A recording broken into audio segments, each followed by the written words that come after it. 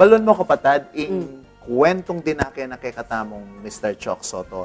Area mo kwento ring artists, kwento na ning bawat kapampangan kapatad.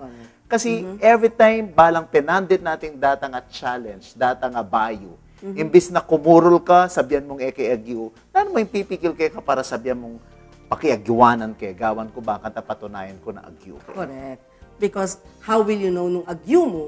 Nung epa man. Correct. If you don't take the challenge. Just like what Chok did, di ba? At I'm sure nakalamemang ha kaya kapatad. Oy ni, charcoal. That's charcoal, ne?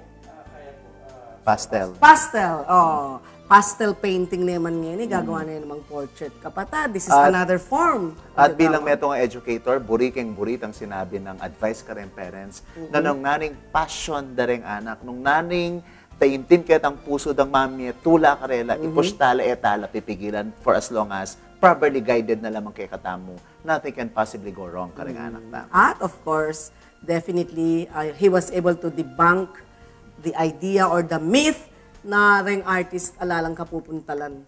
Alang pera keng art. At sumupa rin karela. Correct. Because apatunayan ng Mr. Chok Soto. Anya, saludo ya in personalan keng meto nga Chok Soto. Sana po palagi kayong tumutok keng manyaman na kwentuang kapampangan. Uning baloy naman po, no ka rin na kayo mandalanin kaya kayong paninap, na naman yung kasakitan na dalanan nyo, tagumpeng akamtan nyo. Magbalik at magbalik kayo kayong pipumpunan nyo. Uning maninae kaya kayong kayabe yung misma. Wakino? At kayan tabe yung imang mareyo man. Kenny Mukeng, Personalan. Bye!